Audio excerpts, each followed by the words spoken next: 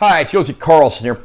A few weeks ago on this channel, I did a review for the Jurassic Park 4K Steelbook Trilogy set, which included some slightly tweaked transfers of the earlier movies. And now we arrive at the second half of the series, the Jurassic World 4K Steelbook Trilogy, the follow-up set featuring Jurassic World, Jurassic World Fallen Kingdom, and Jurassic World Dominion. I'm going to unbox this release and share my opinions. Great cover art there of the Jurassic World gate. There's also an embossed dinosaur logo there. That looks pretty cool. There's the top of the backing card. Spine text. Back of the backing card. Under the backing card, you have one of the buildings from Jurassic World. Inside the package, we have a digital code for the film. And on the back, there's an ad for several titles on 4K from Universal Studios. From 2015, we have Jurassic World. From 2018, we have Jurassic World Fallen Kingdom. And from 2022, we have Jurassic World Dominion. Underneath there, we have a photo collage of scenes from the various Jurassic World films. Welcome to Jurassic World. The saga that started with Jurassic Park gets even more epic in the Jurassic World trilogy. Jurassic World introduces Owen and Claire, who race to restore order in a revamped theme park after a deadly new dinosaur escapes. Owen and Claire return in Jurassic World Fallen Kingdom to rescue dinosaurs from volcanic extinction. Then when dinosaurs roam across Earth in Jurassic World Dominion, two generations of heroes unite for an incredible global adventure. The stakes have never been higher as the Jurassic World trilogy continues the series' enduring legacy of delivering spectacular special effects, unforgettable characters, and blockbuster action that made movie history by bringing the prehistoric back to life. Between Jurassic Park 3 and Jurassic World, there was a 14-year gap, so the Jurassic franchise sat in development hell there for a while, but when Jurassic World came out in 2015, it was certainly a box office hit and gave this series the kick in the pants it needed. Jurassic World was a much-needed return to this universe, giving us a lot of new characters set in the same universe. The first movie, of course, set at a theme park following the death of John Hammond, enduring in his vision that he had of creating a dinosaur-driven theme park. Unfortunately, the theme park's attempt to try to win people over by creating genetically engineered hybrids ultimately goes horribly wrong when their latest creation, the Indominus Rex, gets loose and begins wreaking havoc for the guests of the park. The movie is largely shown from the perspective of two young brothers visiting the park, played by Ty Simpkins and Nick Robinson. Robinson, of course, would later play the title role in the film Love, Simon. And there are some great scenes here and some decent characters as well. We get Vincent D'Onofrio, who's always entertaining, playing a military man who wants to weaponize dinosaurs. Bryce Dallas Howard does a great job playing Claire, who's so jaded and blinded by the realities and by the book nature of running a park that she doesn't really see these animals as living things. But the real highlight of the new cast, of course, is Owen Grady, the ex-Navy Raptor trainer played by Chris Pratt, the guy probably best known for playing Star-Lord in Guardians of the Galaxy. And there's a lot of great action throughout this one, and over time, some interesting revelations. Needless to say, there's plenty of dino-related kills, and they don't fail to disappoint. It's probably the best film in this series since the original.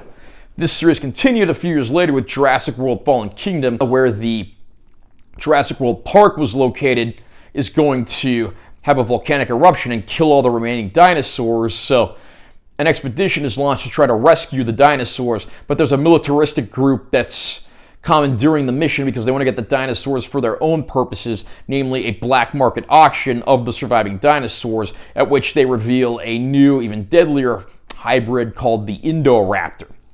This movie, admittedly, does get a little silly at times. The expedition back to the island has some very interesting action moments, as you'd expect, but then it sort of becomes, a scary house filled with dinosaurs, and we start getting a little more into the lore, and there's all this stuff about human cloning too, and for me, that was a little too much. James Cromwell, one of the greatest actors of the several past decades, plays a man who was once one of the colleagues of Dr. Hammond, and he does a great job in this role, although admittedly he doesn't get a whole lot of screen time. There's even a supporting part from Geraldine Chaplin, the daughter of the late Charlie Chaplin. And this movie does deliver some dark and interesting moments, but again, I don't know if it quite knows what it wants to be. There are some good moments here, and it's nice to see Claire start to become a little more of a human character who actually cares about dinosaurs than someone who's just exploiting them for profit.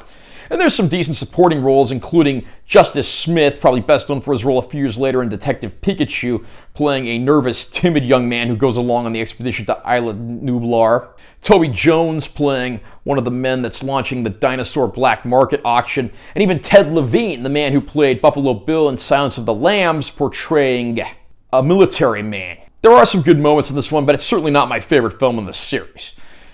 The third and final film in this trilogy is Jurassic World Dominion, again taking place a few years after the previous film. At this point, dinosaurs are out in the wild and the world's certainly become a different place. Owen and Claire are at it again, trying to do their part to set free dinosaurs and give them the refuge that they need, but the evil Biosyn Corporation has launched a plot to eradicate the world's food supply and exploit profits in their favor. Meanwhile, Ellie Sattler and Alan Grant get back together and find themselves investigating Biosyn alongside the help of their old colleague Dr. Ian Malcolm, once again portrayed by Jeff Goldblum. And it's not long before all of these stories collide and all hell breaks loose in every sense of the words. Jurassic World Dominion certainly has ambition, perhaps more than any film in this series. Unfortunately, it tries to do way too much with way too many characters, and the film largely does end up collapsing on itself as a result. You probably could have made 3 movies just from the various subplots that make up Jurassic World Dominion. Now, there are some great moments here. There's a great chase scene through Europe, and the dino action and the various species are as interesting as they've ever been. Seems like with each film, the CG work on the dinosaurs gets better than ever, and we finally get feathered dinosaurs in this movie for the first time. Overall, production values are absolute top-notch, but the movie is far too convoluted and has too much going on to be one of the better installments in the series. That said, I think Jurassic fans will certainly want to sit through it at least once. It's also available in this package on both a theatrical and an extended cut. Now, in this set, Jurassic World has the addition of Dolby Vision, which the standalone disc released before lacked, whereas the previous 2 films' standalone releases did have Dolby Vision. So, Jurassic World is the one movie that does get a slight uptick as a result, but I'm not going to say it's a massive difference over the prior release disc. If you already own that disc, I don't know that there's really any reason to upgrade here. And again, the transfers on Fallen Kingdom and Dominion are pretty much identical to the ones that were in the previously released discs, so whether you want to pick up this set really depends on, do you already own these movies, and if not, do you want them all in one convenient place?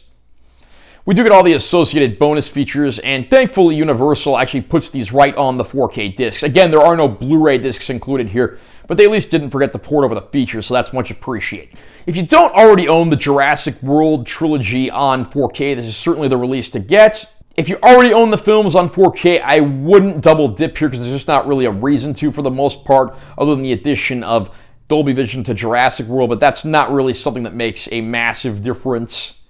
So again, it really depends on who you are and if you already own the films. How about you? Are you a fan of the Jurassic World series? What's your favorite movie? What's your favorite dinosaur? Who's your favorite human character? Comment down below and let me know what you think. Also, remember to subscribe to this channel for more content. I'm always posting new videos. And make sure you give this one a like if you found it helpful. I'm Timothy Carlson. I'll see you next time.